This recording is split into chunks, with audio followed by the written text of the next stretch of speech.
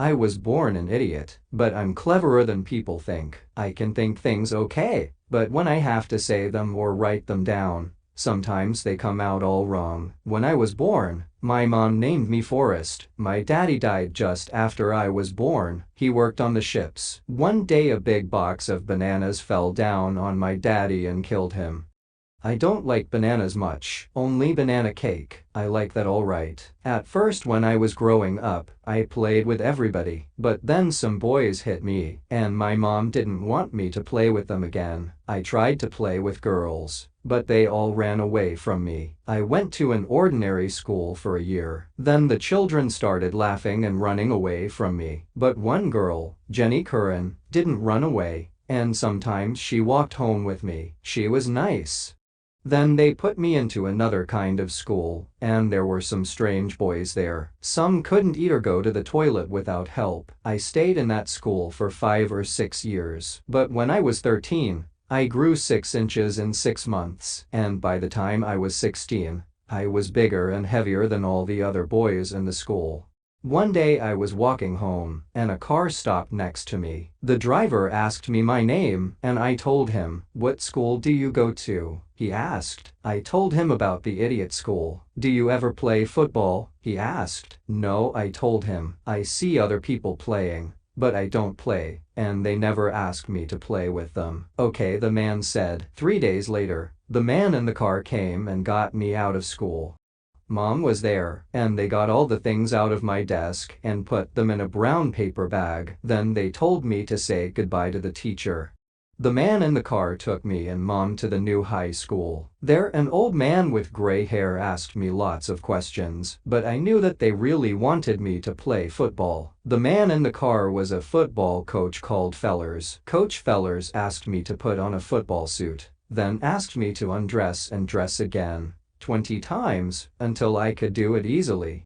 I began to play football with the high school team, and Coach Fellers helped me. And I went to lessons in the school. One teacher, Miss Henderson, was really nice. She taught me to read. And who do you think I saw in the school cafe? Jenny Curran. She was all grown up now, with pretty black hair, long legs, and a beautiful face. I went and sat with her, and she remembered me. But there was a boy in the cafe who started calling me names and saying things like, "How stupid." Then he threw some milk at me, and I jumped out of my chair and ran away. A day or two later, after school in the afternoon, he and his friends came up to me and started pushing and hitting me. Then they ran after me across the football field. I ran away fast.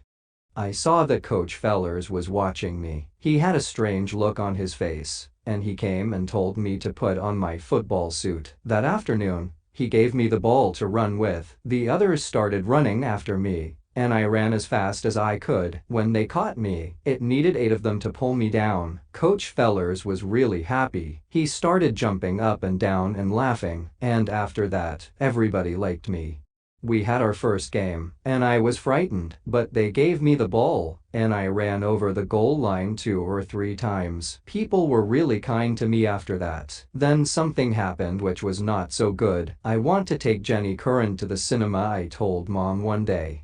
So she phoned Jenny's mom and explained. Next evening, Jenny arrived at our house, wearing a white dress and with a pink flower in her hair. She was the prettiest thing that I ever saw. The cinema was not far from our house. Jenny got the tickets, and we went inside. The film was about a man and a woman, Bonnie and Clyde, and there was a lot of shooting and killing. Well, I laughed a lot. But when I did this, people looked at me, and Jenny got down lower and lower in her place. Once I thought she was on the floor, and I put my hand on her shoulder to pull her up, but I pulled her dress, and it came open, and she screamed. I tried to put my hands in front of her, because there were people looking at us. Then 2 men came and took me to an office. A few minutes later, 4 policemen arrived and took me to the police station. Mom came to the police station. She was crying, and I knew that I was in trouble again. And I was in trouble, but I was lucky. Next day, a letter arrived from a university. It was good news. If I played in their football team,